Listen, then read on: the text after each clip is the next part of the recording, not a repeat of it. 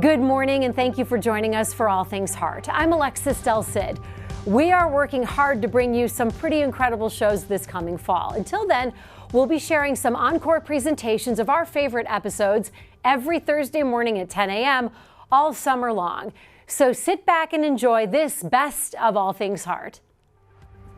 From the University of Kansas Health System.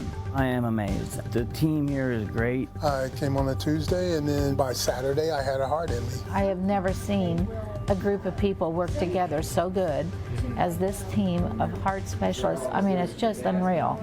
Stand by to set up show. And the Dolph C. Simons Jr. Family Broadcast Studio. Roll it. Always makes you feel like you're the most important patient on the planet. I felt heard, and that was really big. This is All Things Heart. Good morning. It's Thursday, March 24th. I'm Alexis Del Cid. Welcome to All Things Heart. Today we're talking about something that is so familiar to most of us. Eating something delicious and not being able to stop, even when you know you should stop. Next thing you know, you've polished off that whole canister of chips, a row of Oreos. Did you know there's a name for the cause of this? It's called the bliss point. We explain the devastating impact foods that trigger your bliss point can have on your heart. Also, we'll show you a special gift to our cardio team from a man who calls the team here guardian angels who saved his life. And steak, burgers, barbecue. Hey, we live in the Midwest. Red meat is everywhere. So we'll tell you the key thing to add to your plate to keep you heart healthy. And as always, if you have a question or a comment, you can share those on our Facebook Live, our YouTube channel, or just email us at allthingsheart@kumc.edu. Today's topic is junk food and why it is so darn hard to put it down once you start eating it. It can be a really helpless feeling. You might be surprised, though, to learn that doctors and scientists say many of our trigger foods are actually engineered to have this effect. These can be the same foods that are linked to heart problems.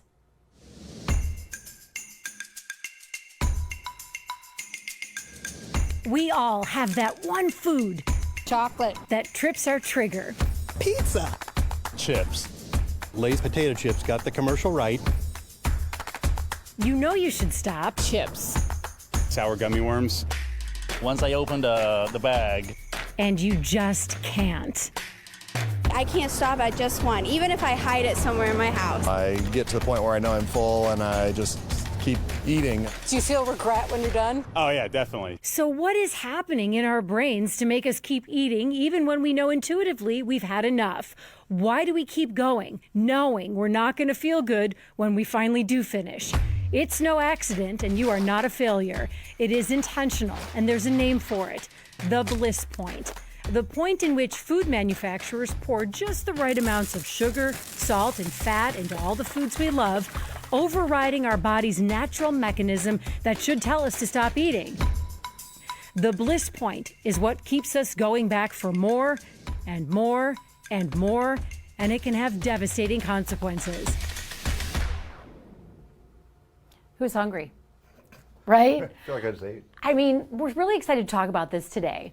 And joining us right now are two experts who are going to help us guide us through this discussion, cardiologist Dr. Travis Love and clinical psychologist Dr. Greg Nowalnik. Thank you both for being here. Of course. Got to ask right off the bat. You're a cardiologist, but you must have a food that triggers your bliss point. Yeah, all of them. Salt, everything sweet, you saw? The whole deal. Everything looked good right there. Right. Donuts, everything. Do you have a poison, particular favorite? I mean, they just kept rolling. Right. Each one was like yep, the greatest that. hits of what overrides your brain. Like salt and vinegar chips. Oh, those are so good. I'm so weak. Doritos. Mine are those deadly little pralines you can get at Costco in that tub. It's the only thing I've ever had to tell my husband, you got to get these out of the house. I can't stop at these. It's ridiculous. The use of the word tub just drives something home too, right? Yeah. Like, right. And next, you're sitting with the tub on your lap, eating whatever you got from Costco when you went there for like lawn furniture or something. I want to start with Dr. Love because we know the long-term effects to our health from a high junk food diet. Sure. That's talked about, and we're going to talk about that later. But are there also short-term effects to your heart and your body from a brief binge on something like you eat the entire chocolate bunny on Easter or that whole bag of chips in one sitting? I like to think not. since we all do it. Right. I don't think that there's data to support that. That a one-time binge of a line of Oreos is going to have bad effects on your heart specifically. Now, if you have things like diabetes or high blood pressure, certainly could have an effect. If your blood sugar spikes really high afterwards, you may feel that from hyperglycemia or high blood glucose. If you have hypertension or high blood pressure, you may feel the effects of that when you eat a bag of chips, that your blood pressure rises pretty dramatically. And so in those ways, it can have a pretty dramatic effect. And then doing that every day then can really be bad for your system. Dr. Nawalnik, can food be an addiction? You know, this is a really complicated discussion because when we talk about addiction, you know, the old school was that there had to be tolerance and withdrawal, and now it's kind of evolved into this you know, sensitivity and dependence around it. And so when we look at food specifically, the biggest controversial point of this is that you can't just stop eating, you know, so there is no abstinence from food. So what we get into here is looking at food additives, and I think certainly when we talk about addiction, I think that brings up a whole host of thoughts and issues and responses, and we're typically thinking about heroin or cocaine or methamphetamine. Sugar is really, it's more about food additives and the effects that they produce in the brain that make it such a behavioral response, and it becomes ingrained, and we start to, you know, we continue, even though we know that it has negative effects long term, we don't intervene and we don't stop ourselves appropriately.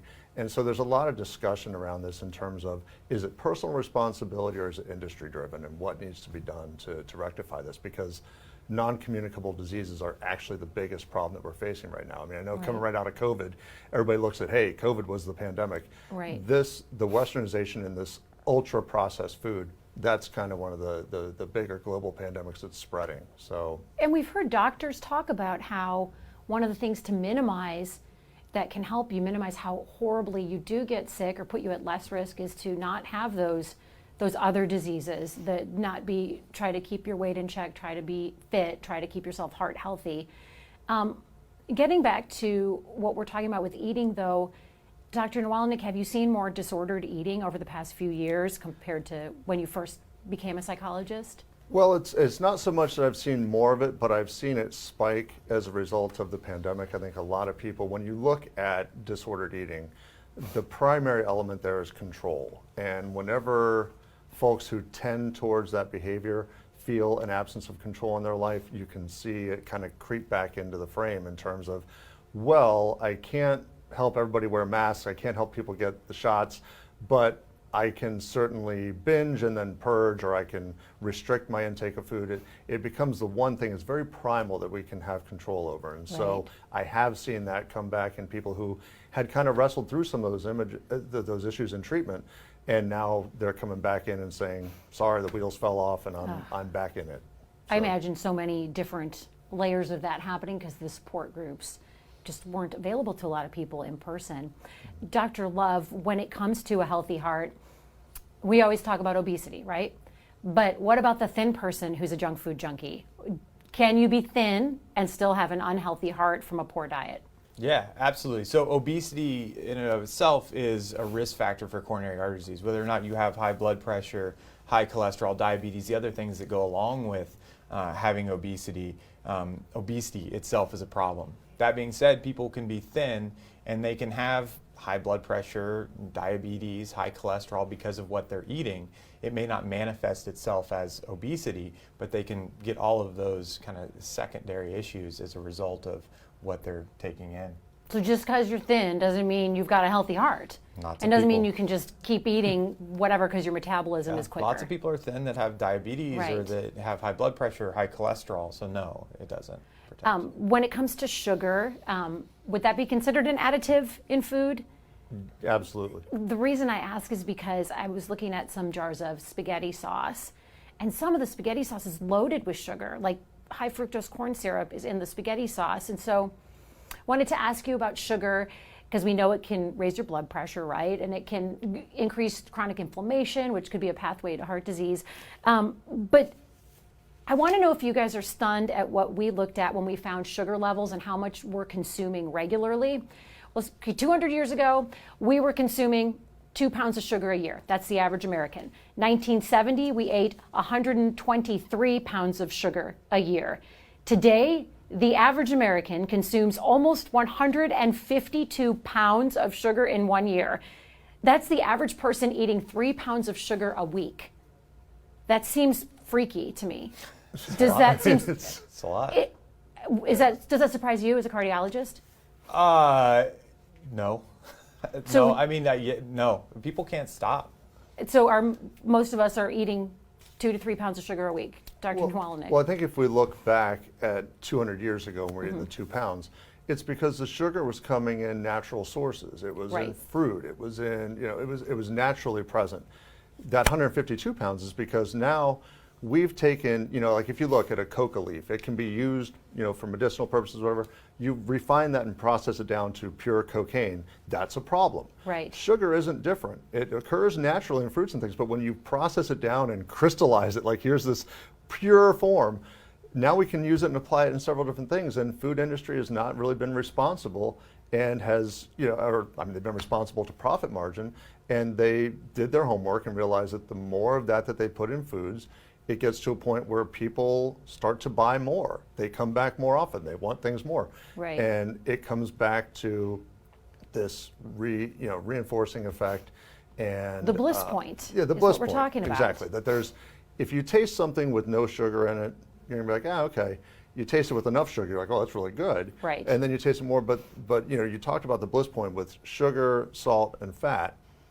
Each one of those things on their own isn't necessarily going to produce that excitement. It's the right combination of all three together that's really the pow, and that's where we see things like, in a tomato sauce or in chips especially, because you're getting all those things. And do you need all of them in there? Maybe not. You don't need a lot of the things that feel good. Your brain gets a real jolt out of it. Yeah. And it triggers that center of the brain that's actually tied to things like pleasure and learning and, actually things that we need, like eat and reproducing. Right. And so this is something that's deeply ingrained in who we are as a species. And so to be able to kind of see these things get tied together, it's like sky's the limit. So the 152 pounds a year, that's eating a small human of sugar. It's kind of concerning, right? That's freaky. That's just, I keep using the word freaky, but freaky it's that I weird. Reference eating a human. That's probably bad. But, I think about what weighs 152 pounds. Usually a person would come into mind, That's true. What is this doing to young people? Because, so all our kids know our diets of 3 pounds of sugar a week. Are you seeing more younger patients, more patients that are minors or kids that have heart problems from overeating? Yeah, I don't know about minors or kids, but yes, people are presenting earlier with things like high blood pressure, high cholesterol, diabetes because of how they're eating and because of the obesity pandemic, as you put it. This is a real issue. Like, we continue to increase the number of individuals and the percentage of the population that are obese in America every year. It's not going down, it's not going away, it's not stabilizing, it's getting worse. And doesn't seem like it's going to get better anytime soon, at least not from what you're seeing professionally. I want to talk more about kids and sugar, because I know my son and his friends are constantly craving the grossest sugary treats, and I don't remember my friends and I being that fixated on sugar. I want you to take a look at how one woman we talked with describes the relationship between her grandkids and sugar. It's like Oreo cookies, and ice cream. They just can't say no, and they love, love, love donuts. That's pretty much every parent sees this. What does this do to a child's brain, all this sugar? Well, number one, something I want to throw to quickly before that is, think of a good chocolate chip cookie. You know how you make it better? Add a little salt to it. Yep. That whole bliss point concept. But as far as what does all the sugar do to a kid, it's a complex response in terms of, number one, if the kids are always eating sugar, if they're active and they're burning it off, okay, cool. But for the amount that they're taking in, and now we see the prevalence of gaming and different things that are more sedentary activities, kids aren't getting out. That's why we have the NFL with Play 60. Like, we have to try to encourage kids to pry them away from screens and get them outside, which is crazy. Growing up, we were out all the time doing things and moving. Right. But the other piece is, so the kid starts to gain weight. Now they're in school, they're eating sugary foods. You're going to have two different negative effects. Number one, you can have self-esteem issues as they start to gain weight, maybe they get a little made fun of. That's not great, bullying. The other piece is the attentional capacity. For a child to sit in the classroom and pay attention, it's already a taxing question that we have to ask them to do. When you actually add sugar to that, now you've got this hyperactivity. I mean, we wonder, why are we seeing spikes in diagnosis of ADHD? Well, because kids are, they have immediate need for gratification with screens and different things. Right. I mean, we're setting our kids up for failure left and right in terms of technology and sugar. It's a problematic situation. This leads into our viewer questions, and I want to get to some of the viewer questions. Dr. Love, Joan wants to know, what do you tell your patients then to avoid falling into the Bliss Point trap? I think it's like any addiction. There's going to be times where you're going to fall back into these patterns. It's just about really paying attention to what they are and how they affect you, and slowly over time making adjustments to avoid it. I mean, obviously not having it around, not being around it is a great start, but that's not always the case. You may have a spouse or somebody else that you live with that wants to have Oreos in the house, and so you have to find other ways to deal with that, and it's not easy. I feel like it also starts young in school, Dr. Nawalnik, where as a reward, the kids are given a lollipop or Smarties or whatever. Like, again, I don't remember as a kid my teachers giving me candy as a reward. Do you guys remember that? I mean, not until and I think teachers like are awesome. on. I'm saying they're just like, it's a good motivator for the kids, but they're coming home with sugar as a reward. Well, it's also like thinking about going to the dentist office and getting a sucker after that. It's like, well, that made sense. Right. But yeah, no, we do link it. We tie these things together, and so sugar becomes the reward. And it's like, oh, I want to earn that. Sounds great. I have a question. Kristen Walker and Sarah Ralph had the same question, so I put these together. How do you turn off the bliss point or keep it from being tripped in your own brain? Dr. Nawalnik. Celery. Celery. No, I mean, honestly, it's like, not, what do you do? There isn't a switch. There's no way to turn this off. But I think that education and the more awareness that we have around it, then the better equipped we are to recognize it when we see it coming. So things that you can do, behavioral interventions are, if absolute abstinence from the junk food isn't an option for you, portion control. So it's about personal responsibility. It's saying, all right, I've got this bag of chips that I know is a problem for me. Right. I've had whatever kind of day I've had, I want to have some, put some in a little bowl, like measure the portion. And I think that the trick is to actually look and realize, some people look at the back of the bag and see the calories, like, oh, it's not so bad. Right. But then they don't look at what the portion size is. And so it's totally misleading. Like microwave popcorn. I thought the whole bag was a portion. It's not. I mean, I think that's so unfair because it feels like that would be your portion. Sure. Yeah. I mean, it's like 4 portions. There it is. Yeah. I'm getting some questions from viewers on Facebook. Angela would like to know, I was on keto for a year before my bypass surgery. I have genetic heart disease. My question is, could the keto way of eating have caused my problems more quickly? And what, for people who aren't familiar with keto, what's keto? Well, I mean, without getting into the specifics of the diet, I think coronary artery disease is something that's long-standing. It starts as a kid. By the time you're an adolescent or a young adult, you have fatty streaks or buildups of plaque in your heart arteries. It's almost ubiquitous across the United States and really across the world. This happens to people. It's like pouring gasoline on the fire as you continue to eat like this over years and years. And so I don't want to talk about one diet or another because I think it's a little bit more nuanced than that. Is keto the new Atkins, though, for people who are watching? Is it kind of like that? I think, yes. I think people use it very similar to that. I don't think keto accelerated this super quickly. Okay. Joe Ellen has a question. What's worse? And I've gotten this question from other people. Sugar, salt, or fat? I'll go to Dr. Nawalnik. Which one is more triggering, sugar, salt, or fat? Do you find anything from talking to your patients? I think the answer is yes. It's the intersection. Yeah, the intersection is going to be the most triggering. But I think that in terms of brain process and response, sugar is going to leap to the front of the class on that one. Sugar. And what about in your profession, Dr. Love, with the heart? Sugar, salt, or fat? What's worse? On the heart? Man, it's all of it. Yeah, all of it. I don't know if I can pick one. Really? Yeah. But sugar might be more triggering in the brain. Well, it's the one that in research has been linked to trigger the same type of responses as an opiate, as a stimulant. And so to a lesser degree, but certainly in lab rats where they've done experiments You see the withdrawal effect, you see sensitization, you see all these different things, even cross-sensitization, to where if you're having more sugar in your diet, you'll be more likely to invite in other things, almost like a gateway. Really? Yeah. A gateway? Bridget Fitzgerald wants to know, what can we eat that will make us happy like junk food does, but without the Evil Bliss Point ingredients? Any recommendations? I don't know any. I think it's back to moderation. Yeah. I really think that it's not that you can't eat these foods. It's about doing it in moderation and limiting the amount and not having these frequent binges. So I don't think that you need to cut out things completely. That's pretty difficult and challenging to do. But just limiting your intake, I think, is the way to do it. Like the portion control that Dr. Nawalnik was talking about. And you just answered Julie Kramer's question, which was, everyone wants to know if they have to cut it all out and avoid super delicious food, but they don't. Just don't binge on it. Yeah, which is hard when your bliss point is triggered. Yeah, I mean, I'm a cardiologist. I still eat steak or have barbecue. It's just you don't do it every night, and that's okay. You just need to limit how you do it. Lynn wants to know from Dr. Nawalnik, do you treat food addictions the same way as you treat drug addictions? Do you do the same kind of counseling?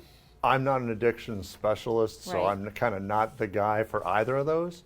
But I will say that that I think it's a unique. It has to be a different type of treatment because your goal is not absolute abstinence. It's moderation, and it's appropriate recognition of the factors underlying, and then also what maintains it. And I think you would want to find a specialist that actually works in that specific area. Question on Facebook from Angela. This is for Dr. Love. Can Dr. Love explain the reason a woman cannot have HRT with heart disease? What's HRT? Hormone replacement therapy. Got it, hormone replacement therapy. And basically it's just about this milieu that can predispose you to worsening heart disease. And so there's hormonal changes with estrogen and how it all interplays with your coronary arteries and coronary artery disease, and it has to do with that. Okay. Bonnie has a question. I'll go to Dr. Nawalnik for this one. Bonnie writes, some people crave a cigarette or a drink after a tough day, but all I want is brownies. Why? Because that's your deal. That's your sugar. You know, I think, so when we talk about our relationship with substances or with food, it is a very personal journey and it's a personal situation. And so this can go all the way back to your childhood when if you had a bad day and came home from school, your mom or grandmother or somebody, dad, whatever, had brownies or fresh baked cookies or something, and it just kind of helped you to feel like the day was done and that you could be okay. So it's about recognizing your own process and I think, unfortunately, as much as it sounds like a brownie is a better choice than alcohol or tobacco, which it is, down the road it can still have deleterious effects on your health and your wellness. And so again, it's just going to come back to moderation. There's nothing says that at the end of the day you can't have a little brownie. But the point is, I think it's important to recognize that the brownie didn't make the day better, it didn't make it go away, it doesn't make tomorrow better. But if in that moment it helps you to feel a little bit better, just try to keep moderation in check. Frank Gatone wrote in, and he has a question about something I hadn't heard about. Frank wants to know if the doctors can talk about something called vanishing caloric density. When something dissolves quickly in your mouth, does it signal your brain to want more? Any of you want to take a crack at that? Dr. Love, you know about that? I don't know about that, I'm sorry. So that's a great question. like Doritos, he said. And that resonated. He said, like Doritos at the end. I thought, oh yeah, they almost dissolve.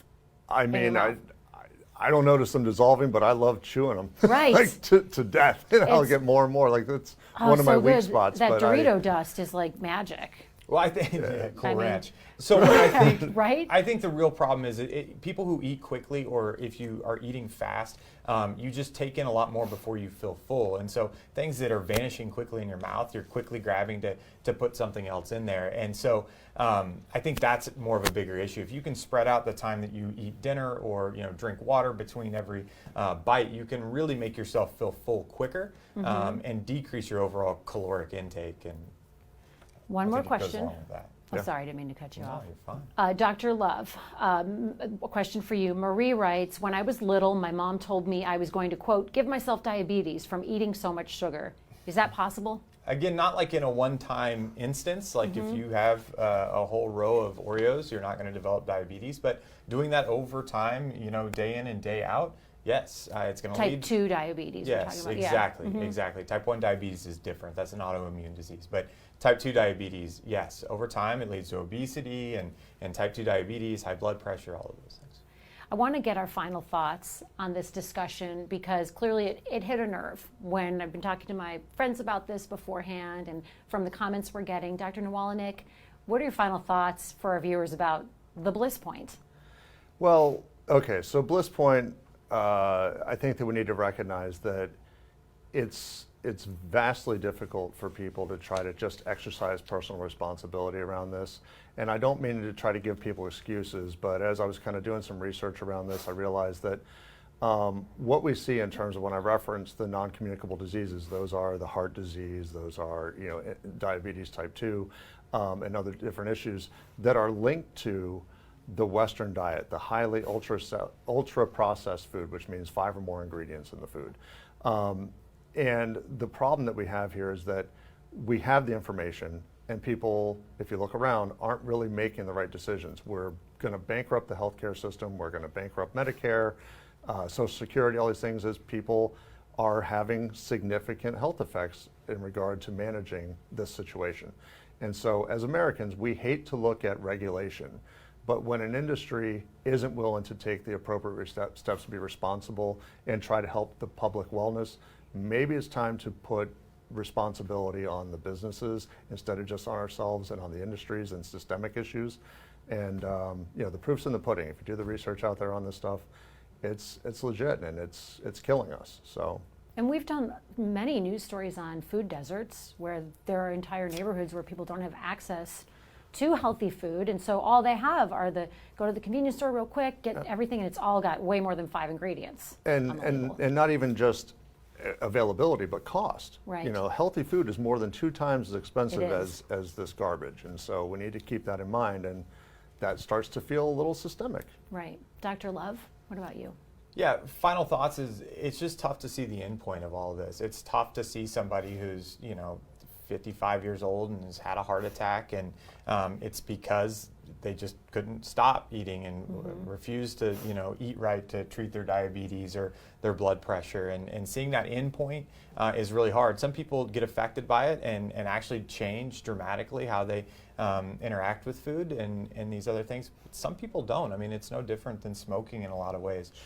Some people just keep smoking, and it's tough. It's really hard to overcome. I have a final thought. On a high note, I want to share with you all. I want you to take a look at something beautiful. It's a painting that was donated a few days ago to a very special group of people from a very special family.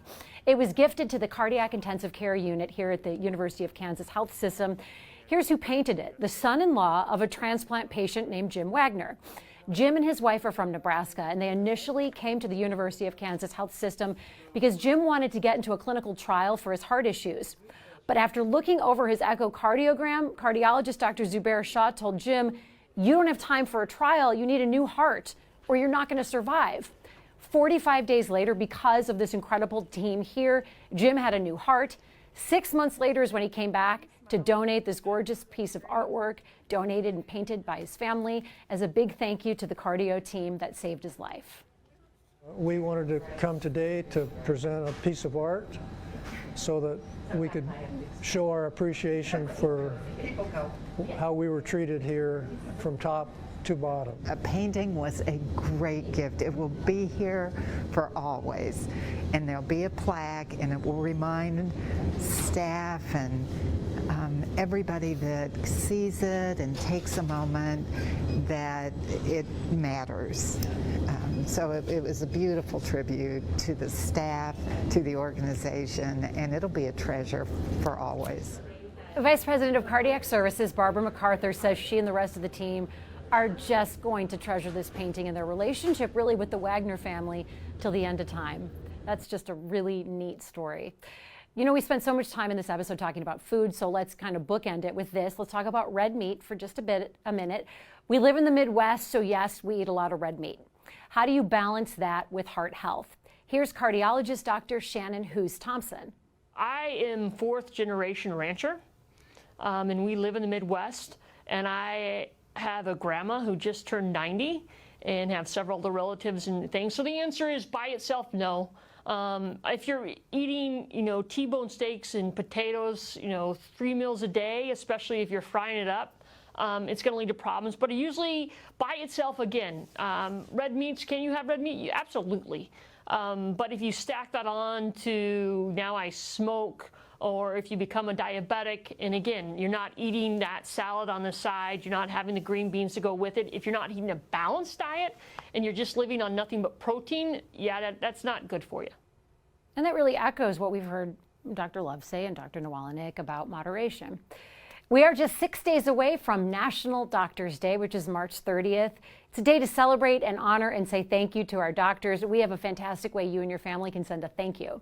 On your screen right now is a QR code. Scan it. It automatically fills in all the information you need to send us a little thank you video to our doctors. So just follow the instructions in the notes of the email that pop up. Be sure to include your name and your hometown, and make sure your video is no longer than 30 seconds max. We will show those videos and messages right here on air on the Medical News Network. Can't wait to see what you send, and thank our doctors. And thank you for being with us today. Next week on All Things Heart, you'll meet a man who missed all the signs of heart trouble.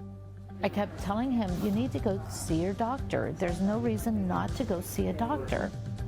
Even his smartwatch told him there was something wrong, and he thought his watch was broken. Wait till you see how the busy father of 3 finally did learn he was incredibly close to dying, and the unique way doctors kept his heart pumping. That's next Thursday morning on All Things Heart. We'll see you at 10 a.m.